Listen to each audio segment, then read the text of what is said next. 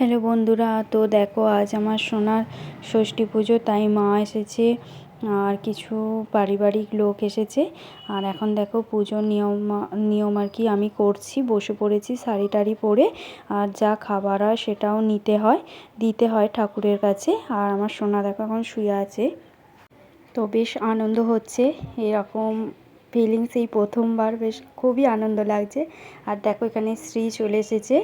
আর পুরো ভিডিওটা দেখতে থাকলে অবশ্যই আমার কালকের ভিডিওটা দেখতে থাকবে, তো তাহলেই বুঝতে পারবে ডিটেলসে। আর ওখানে দেয়া আছে। তো এখন দিদি দেখো পাশে বসে আছে।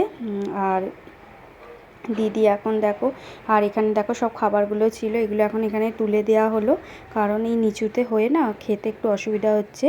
তো এটাই আর কি আমাদের নিয়ম, এইভাবেই করতে হয়। আর তো চলো এখন আমি খেয়ে নিই, আজকের মতন টাটা।